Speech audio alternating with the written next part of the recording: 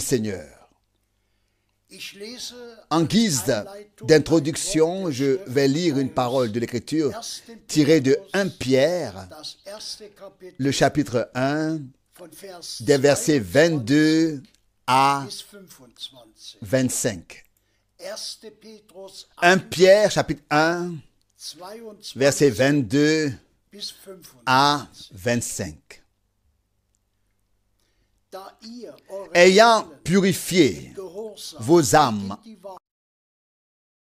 en obéissant à la vérité, pour avoir un amour fraternel sans hypocrisie, aimez-vous profondément les uns les autres de tout votre cœur. Le verset 23, vous êtes en effet nés de nouveau, non d'une semence corruptible, mais d'une semence incorruptible, à savoir de la parole vivante de Dieu, par la parole vivante de Dieu qui demeure éternellement. Car, verset 24, toute chair est comme l'herbe, et toute sa gloire comme la fleur de l'herbe. L'herbe se fane et sa fleur tombe. Le verset 25. Mais la parole du Seigneur demeure éternellement. Or, c'est ici la parole qui vous a été annoncée comme message du salut. Louange et remerciements. Je t'en prie, frère Franck. Merci au Seigneur pour une parole si chère et si sainte, qui s'adresse vraiment à nous tous, nés de nouveau pour une espérance vivante, purifiée, sanctifiée dans la parole de Dieu. Et puis, ensuite, l'accent est mis. C'est cette parole que nous vous avons annoncée et que notre Seigneur a purifié nos cœurs afin que nous puissions recevoir la parole pure et sainte. C'est tout simplement puissant. Tout comme notre Seigneur était la parole faite chair. La parole, ainsi la parole que Dieu nous a destinée devient une réalité divine en nous et à travers nous. Nous nous réjouissons simplement de ce que Dieu nous ait donné une part directe de ce qu'il nous a destiné en ce temps. Et lorsque nous continuerons à contempler que Dieu accomplit des promesses, mais que nous devons les croire pour qu'il puisse les accomplir en nous et à travers nous. Y compris la promesse du retour de Jésus-Christ et toutes les promesses qui y sont liées. Puisse Dieu accorder sa grâce afin que tous, dans tous les peuples et toutes les langues, entendent vraiment sa sainte et précieuse parole, croient et vivent leur préparation pour le jour glorieux. S'il te plaît, nous lisons de Philippiens 3, le verset 15 et 16. Philippiens 3, verset 15 et 16. Nous tous donc, qui avons un but Appliquons nos pensées à cela. Et si vous avez des opinions différentes sur quelque chose, Dieu vous en donnera aussi la connaissance. Mais continuons à marcher imperturbables avec la même conviction que celle à laquelle nous sommes déjà parvenus. Que le Seigneur soit remercié. Ici même, ceux qui sont encore ici ou là, en désaccord ou d'opinion sur la parole de Dieu, qu'ils soient aussi maintenant interpellés par le fait que Dieu les retire maintenant vraiment de leurs propres opinions et les fait entrer dans la parole de Dieu. Car si nous avons tous un, peut-elle avoir lieu? Nous avons entendu dans la parole d'introduction que nous avons purifié nos âmes pour un amour fraternel sans hypocrisie. Et cet amour fraternel est l'amour de Dieu qui est répandu dans nos cœurs par le Saint-Esprit. Frères et sœurs, prenez cela à cœur. Si quelqu'un est encore d'un avis personnel et différent sur un point, inclinez-vous aujourd'hui sous la main puissante de Dieu. À partir d'aujourd'hui, seul ce que Dieu a dit dans sa parole doit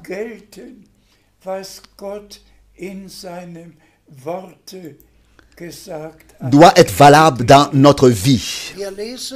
S'il te plaît, nous lisons Hébreux 10, le verset 14. Hébreux 10, le verset 14. Car c'est par une seule offrande qu'il a fait parvenir pour toujours au but ceux qui se sont laissés sanctifier. Louange et remerciements au Seigneur.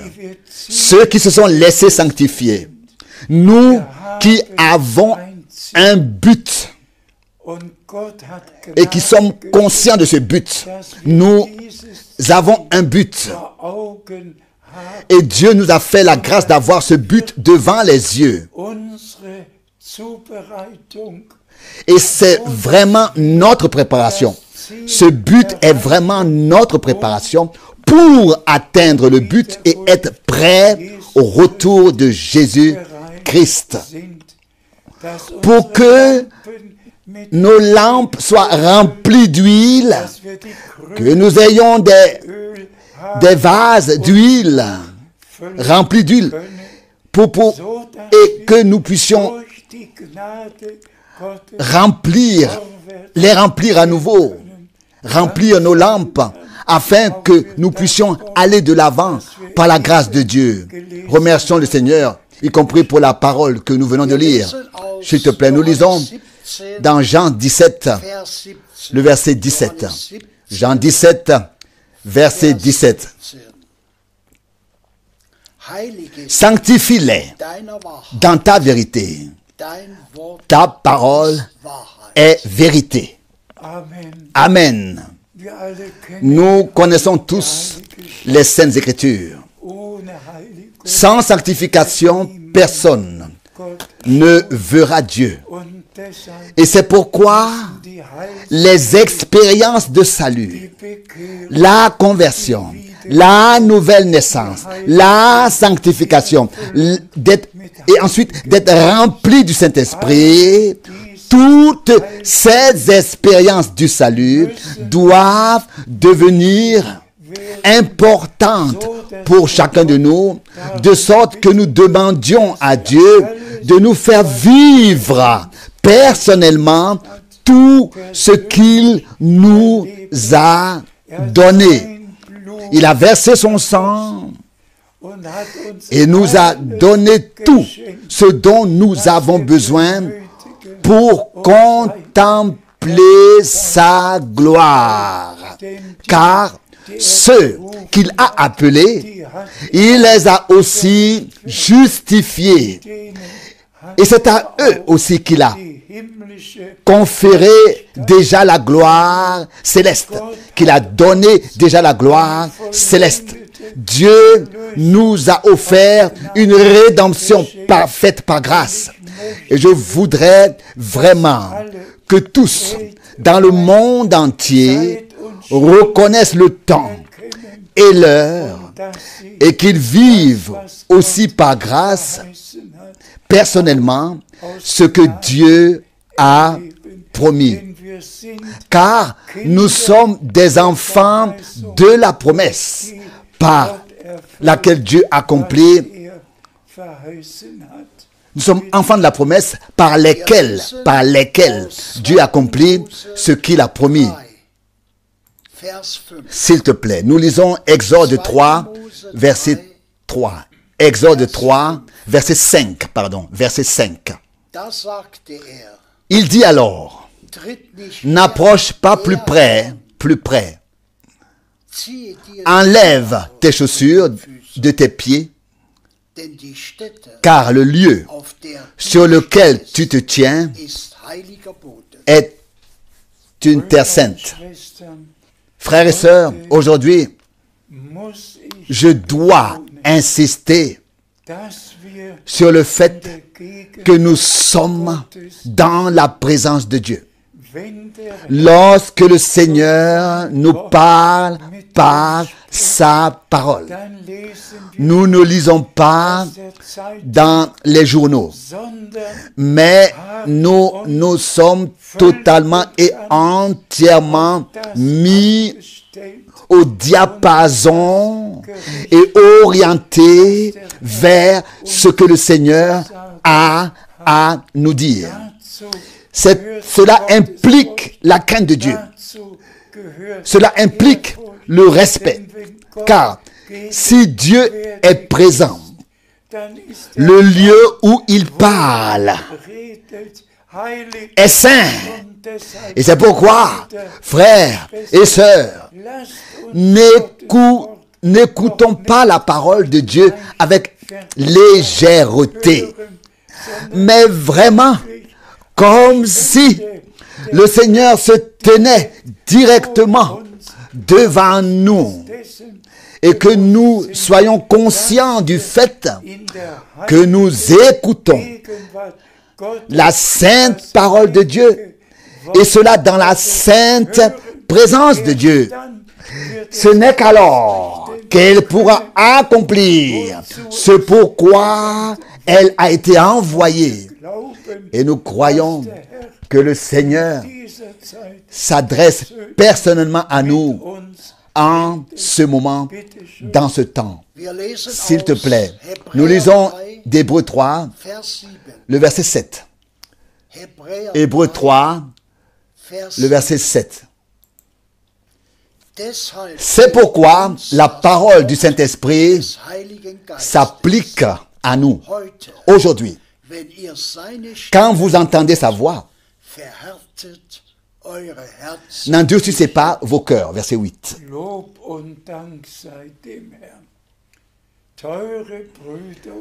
Louange et remerciements soient rendus au Seigneur.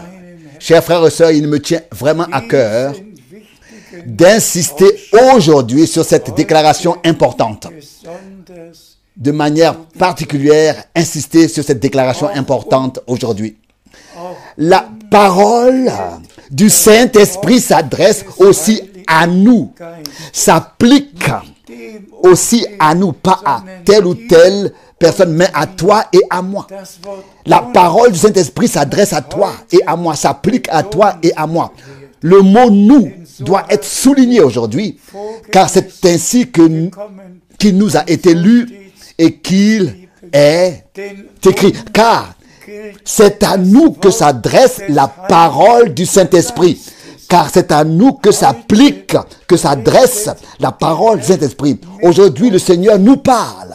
C'est avec nous qu'il parle. Et frères et sœurs, si la parole du Saint-Esprit nous est adressée aujourd'hui parce qu'elle s'adresse à nous, parce qu'elle s'applique à nous, alors nous croirons les promesses particulières. Souvenez-vous, s'il vous plaît, c'est à nous que s'applique la parole du Saint-Esprit. C'est à nous qu'elle s'adresse, pas aux autres. À nous qui entendons aujourd'hui le message divin. À nous qui croyons, comme le dit les Écritures. À nous qui croyons que la promesse s'est accomplie. Voici que je vous envoie le prophète Élie avant que n'arrive le jour grand et terrible du Seigneur. Malachie. C'est ainsi que c'est écrit. La parole du Saint-Esprit, aussi tirée de Matthieu 17, nous concerne aujourd'hui, s'adresse à nous, s'applique à nous. Élie vient, premièrement, et remettra tout en place, rétablira toutes choses dans l'état primitif. La parole d'Actes des Apôtres, chapitre 3, selon laquelle le Saint-Esprit a parlé de notre Seigneur, est valable pour nous, s'adresse à nous, s'applique à nous. Il faut que le ciel le reçoive jusqu'au temps du rétablissement de tout. Ce que Dieu a promis par la bouche des prophètes. Pour nous, en effet, tout ce que Dieu a promis dans ses paroles est valable, s'adresse, s'applique à nous, est valable pour nous, y compris la promesse. Il ramènera le cœur des enfants vers leur Père. Cette parole nous appartient. Elle nous est adressée. Elle s'applique à nous. S'il vous plaît, accueillez, recevez cette parole dès aujourd'hui. Dans vos cœurs, dans vos pensées.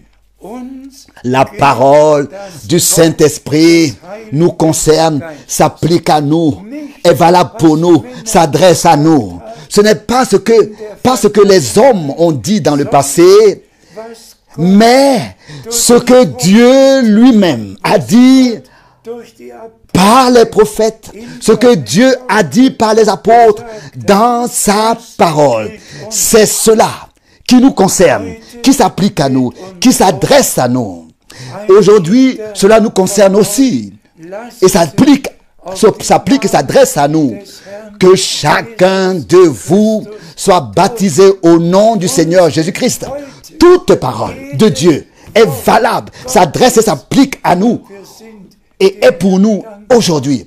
Et nous sommes reconnaissants au Seigneur de devoir et de pouvoir proclamer chaque parole telle que Dieu nous l'a laissée dans les saintes Écritures.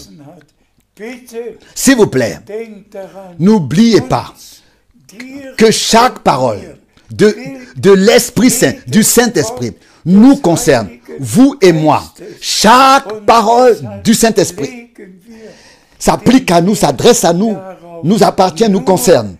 Et c'est pourquoi nous attachons de l'importance à ne proclamer que la parole inspirée et révélée par le Saint-Esprit. Et c'est pour cela que Dieu a justement envoyé Frère Branham à notre époque. Oh frères et sœurs, nous sommes aussi concernés. Cela s'applique aussi à nous, s'adresse aussi à nous.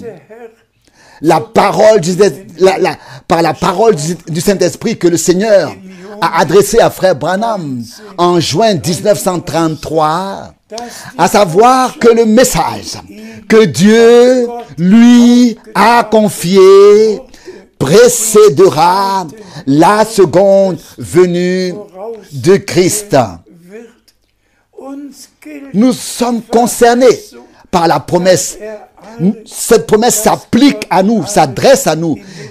Cette promesse qu'il ramènera tout, rétablira toutes choses, que Dieu ramènera tout à sa juste place, rétablira toutes choses dans l'état primitif et que tout sera remis dans l'ordre divin, comme c'était au commencement. Nous sommes concernés aujourd'hui, cela s'applique à nous, cela s'adresse à nous. Chaque parole nous concerne. Loué soit le Seigneur.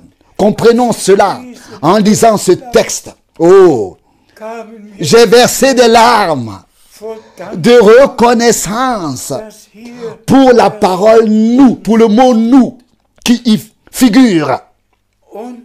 Nous, la parole du Saint-Esprit s'applique à nous, s'adresse à nous, nous concerne, toi et moi, et celui qui est vraiment né de Dieu, qui appartient à l'Église épouse, qui veut être prêt lors du retour de Jésus-Christ.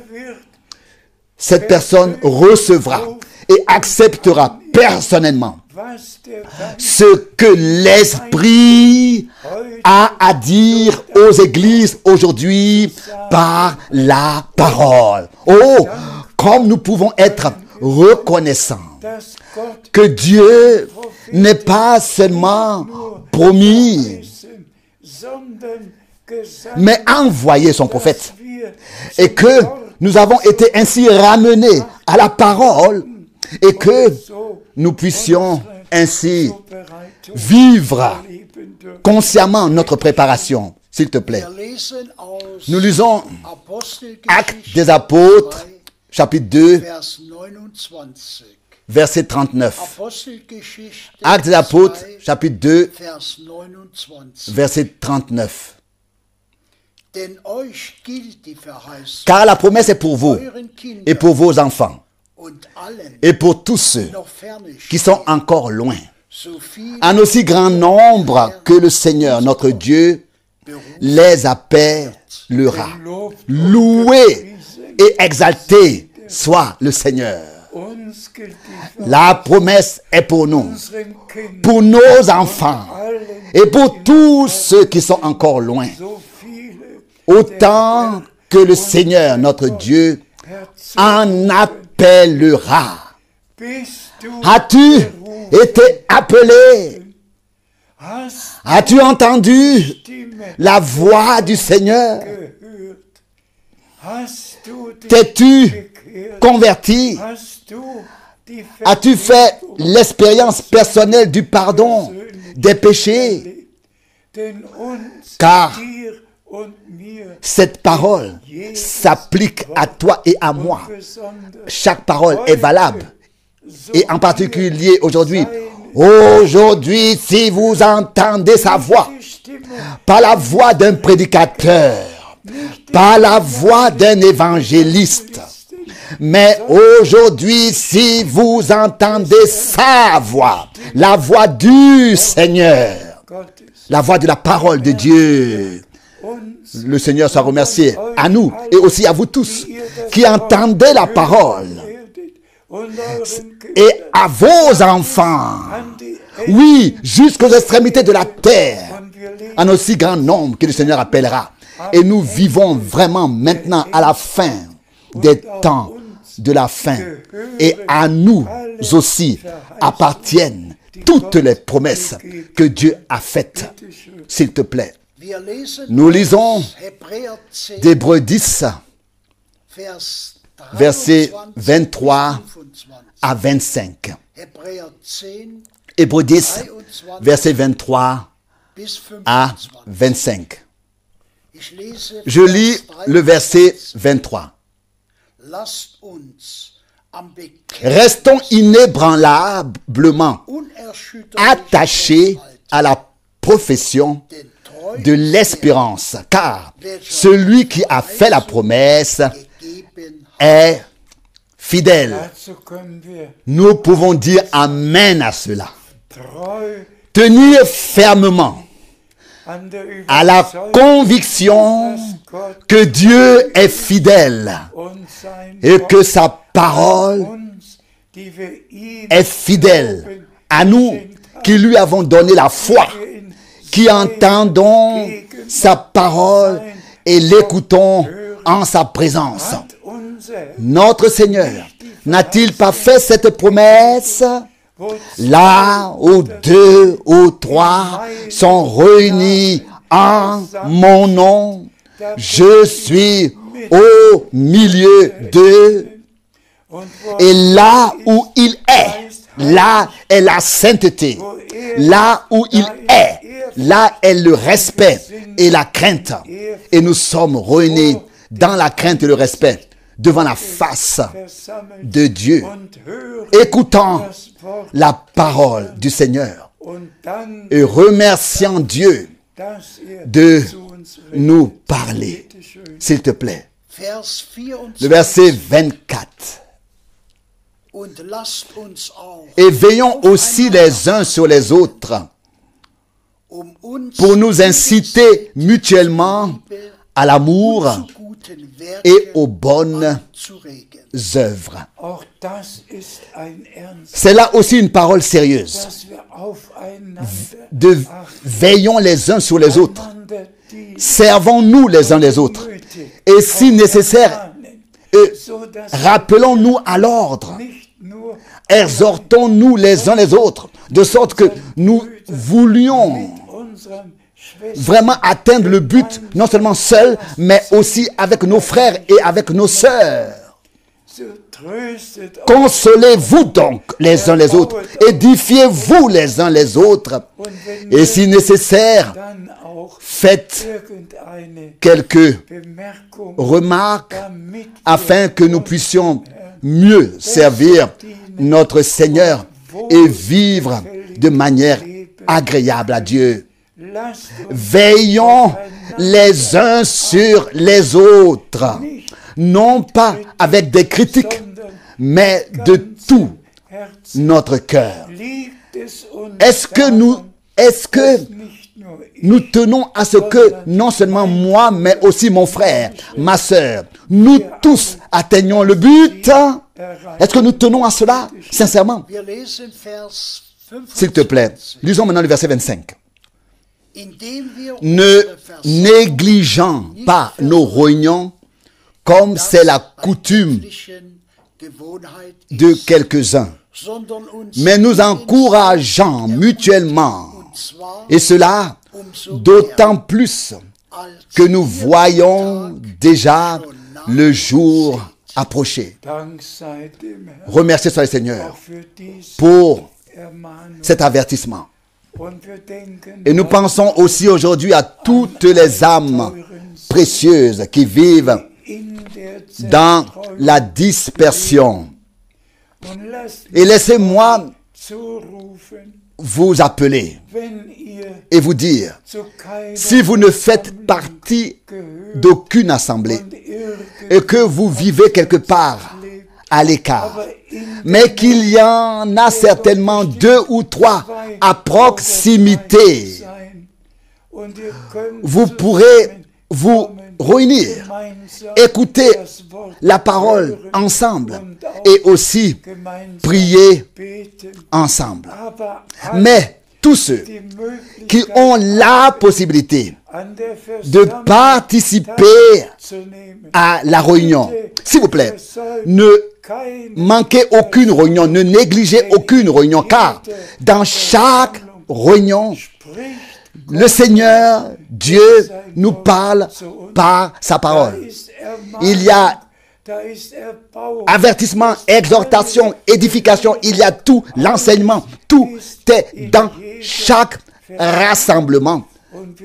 Et nous remercions le Seigneur, d'autant plus que nous voyons le jour s'approcher, que nous soyons prêts pour sa venue.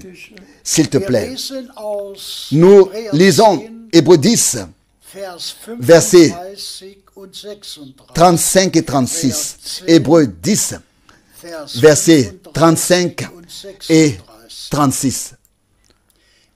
Ne rejetez donc pas votre joyeuse assurance.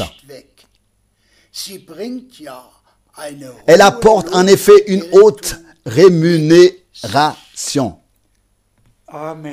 Amen. Elle apporte une grande récompense, rémunération. Cela aura valu la peine de croire au Seigneur, d'accepter les promesses pour ce temps. Cela aura valu la peine de participer, de prendre part au rassemblement, aux assemblées, aux réunions, même maintenant, pendant les transmissions et les retransmissions. Dieu a tout simplement conduit les choses ainsi. Maintenant qu'il y ait les retransmissions, et frères et sœurs, il est écrit que si la promesse tarde à venir, attendez-la, car elle ne manquera pas d'arriver. Habakkuk 2, verset 3. Donc, quand nous pensons que Paul et Pierre ont déjà écrit au sujet du retour du Seigneur, et que Paul a pu écrire, nous serons tous changés. Tout au long des 2000 ans, tous les véritables croyants ont attendu le retour de Jésus-Christ. Mais à notre époque, et frères et sœurs, on peut toujours considérer à nouveau les trois questions de Matthieu 24. Et quand tout cela arrivera-t-il? Quand est-ce que tout cela arrivera-t-il? Qu'il ne restera pas une pierre. Quand tout cela arrivera, il ne restera pas une pierre sur l'autre. Et quel est le signe de ton retour? C'est ce qui compte le plus. Et en troisième lieu, la fin du monde. Ensuite, dans la question posée. Et nous vivons maintenant vraiment dans les temps de la fin. Et voyons la prophétie biblique s'accomplir sur Israël, sur les nations, par les catastrophes naturelles. Tout a été prédit. Même que les Juifs seront rassemblés de tous les peuples et ramenés dans leur patrie. Et le Seigneur a insisté sur ce point. Quand vous verrez ces choses arriver, relevez la tête. Et nous le voyons. Et nous levons la tête. Mais l'essentiel, et laissez-moi le dire encore une fois, nous sommes concernés par la parole de l'Esprit Saint. La parole du Saint-Esprit s'applique à nous, s'adresse à nous, nous concerne. Aujourd'hui, si vous entendez sa voix et que vous accueillez avec foi les promesses pour aujourd'hui et que vous prenez part à ce que Dieu fait aujourd'hui, c'est le plus important. Ce que Dieu fait avec Israël est important. Ce qui se passe dans le monde entier en tant que prophétie biblique est important. Et nous en remercions Dieu. Mais ce qui est le plus important, cela me transperce toujours de nouveau. Loué et remercié et exalté soit le nom du Seigneur. Car la parole du Saint-Esprit s'applique à nous, nous concerne, s'adresse à nous. Et nous sommes vraiment reconnaissants. Je l'ai brièvement mentionné en ce qui concerne l'appel et le ministère de frère Branham. 90 ans, 90 ans se sont écoulés depuis 1933.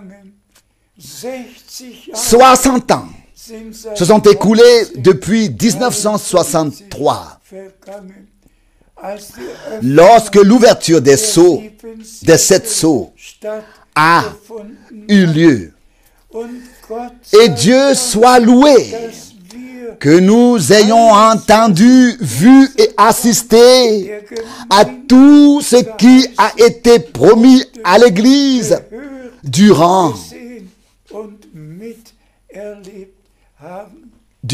cette période. Nous ne nous glorifions pas de Paul et de Pierre, nous ne remercions pas Frère Branham.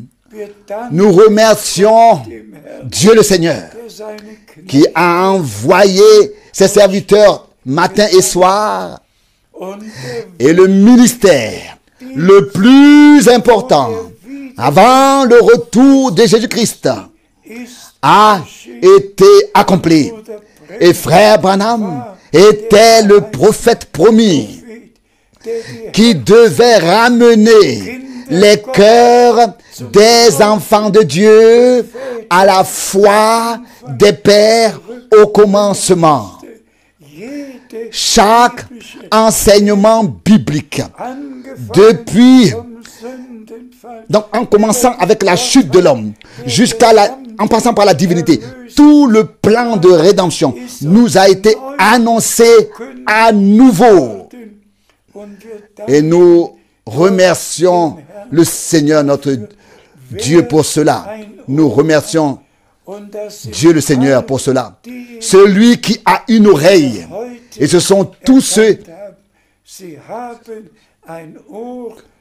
qui ont reconnu le haut aujourd'hui. Ce sont eux-là qui ont une oreille pour entendre ce que l'Esprit a à dire aux églises par la parole révélée. S'il te plaît. Nous lisons dans Hébreux chapitre 10, verset 36. Car vous avez besoin de persévérance, afin qu'après avoir accompli la volonté de Dieu, vous obteniez ce qui vous est promis. Loué et exalté soit notre Seigneur. Persévérance. Beaucoup pensent que cela dure trop longtemps. Mais le Seigneur ne tarde pas. Ne tarde pas. Tout se fera en temps voulu, au temps convenable. Que Dieu nous accorde la grâce et la patience, la persévérance. Ce n'est qu'après l'accomplissement de la volonté divine en nous que nous aurons vécu la préparation. Et c'est pourquoi le Seigneur attend que le dernier soit appelé, que le message soit entendu, qu'il soit sanctifié par la parole de vérité, et que nous ayons tous vécu notre préparation. Persévérer, persévérer dans la foi. Demeurer ferme dans la foi. Et le Seigneur accomplira sa parole en peu de temps. Très bientôt. S'il te plaît. Nous lisons de 2 Corinthiens 6, versets 17 et 18. 2 Corinthiens 6, versets 17 et 18. C'est pourquoi sortez du milieu d'eux et séparez-vous, ordonne le Seigneur, et ne touchez à rien d'impur, et je vous recevrai, et je serai pour vous un père, et vous serez pour moi des fils et des filles. Dit le Seigneur, le Tout-Puissant. Amen. Ne touchez à rien d'impur. Sortez. Séparez-vous. Vous êtes mon peuple, mes fils, mes filles.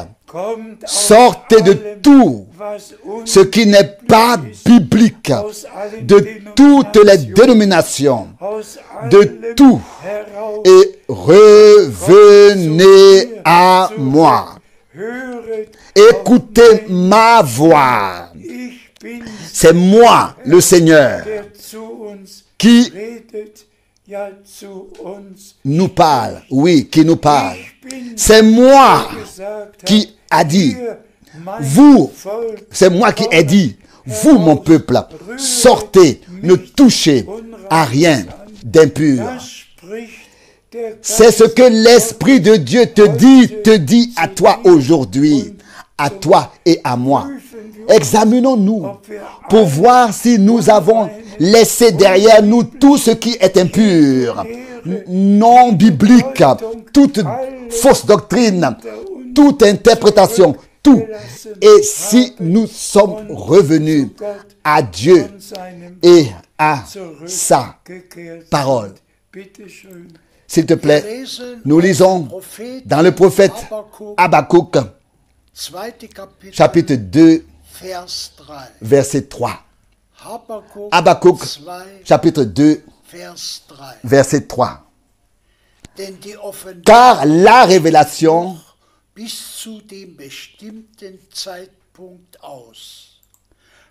est encore à venir jusqu'au moment fixé. Elle se hâte vers son but et ne trompe pas.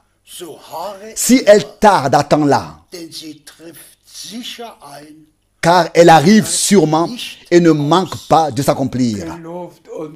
Loué et exalté soit le Seigneur.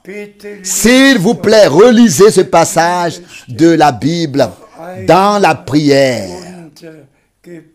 Dans la prière, encore une fois, Dieu ne tarde pas. Sa parole, ses promesses s'accomplissent exactement au moment où le temps est venu pour cela. Le temps fixé est venu. Dieu lui-même veille sur sa sainte parole. Et Dieu veille sur toi et sur moi parce que nous avons reçu sa parole. Puissent tous les frères et sœurs, et en particulier tous les frères servants, qu'ils puissent tous croire au Seigneur, croire le Seigneur, croire sa parole, et recevoir sa parole. Et puisse le Seigneur achever en tous, vraiment en tous, ce qu'il a commencé, car son retour est très proche. S'il te plaît. Nous lisons le dernier passage biblique d'Ésaïe 55, verset 11. Ésaïe 55, verset 11. Il en est de même de ma parole qui sort de ma bouche. Elle ne revient pas à moi à vide, mais seulement après avoir accompli ce que j'ai voulu. Et quand elle aura produit ce pourquoi je l'ai envoyé. Loué et exalté soit notre Seigneur. Ces deux passages bibliques vont de pair.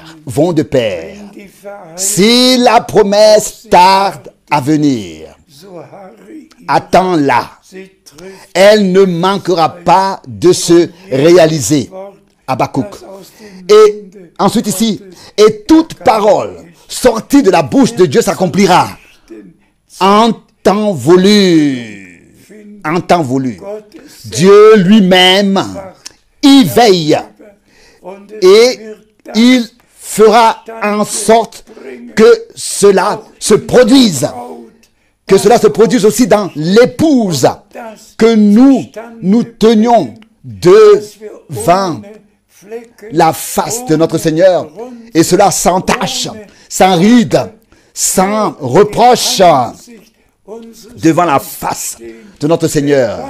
Lavé dans le sang de l'agneau, sanctifié dans la parole de Dieu, rempli du Saint-Esprit, nous paraîtrons ainsi vraiment devant notre Dieu par grâce.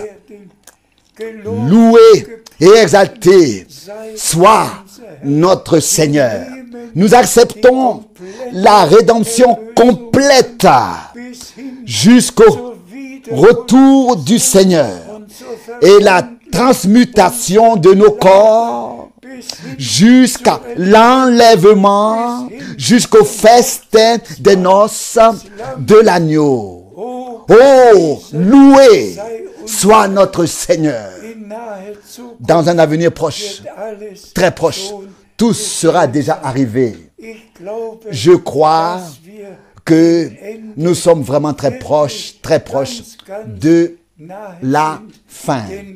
Car lorsque le Seigneur commencera l'action finale, alors cela se fera coup sur coup et nous y aurons part.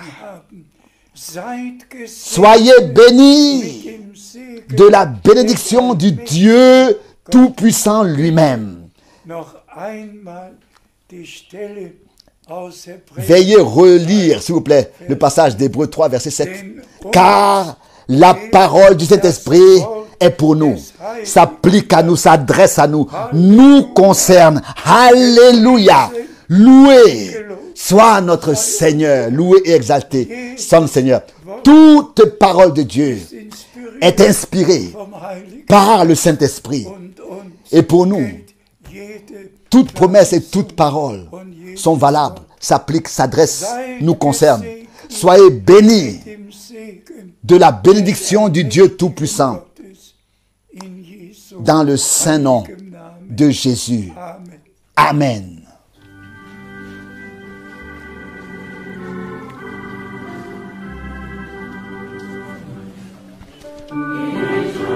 Je rends gloire à la grâce merveilleuse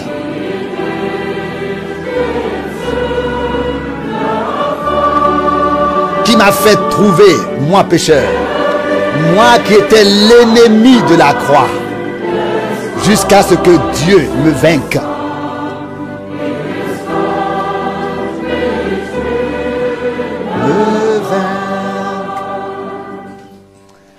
La grâce m'a appris à craindre Dieu et à oublier toute peur. Et la grâce a vaincu le péché et la mort quand j'ai cru.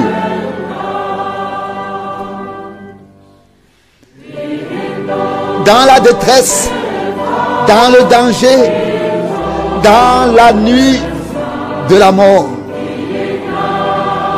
Que la grâce soit mon guide. Elle m'a fidèlement conduit au travers tout cela. Et la grâce me ramène à la maison. Et dans la patrie du ciel, je me tiens devant le trône de Dieu, comme celui que la grâce a trouvé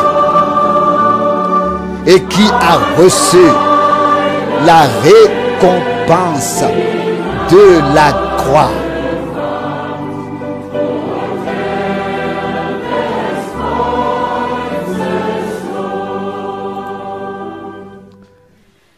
Quand nous serons des dizaines de milliers d'années dans sa gloire,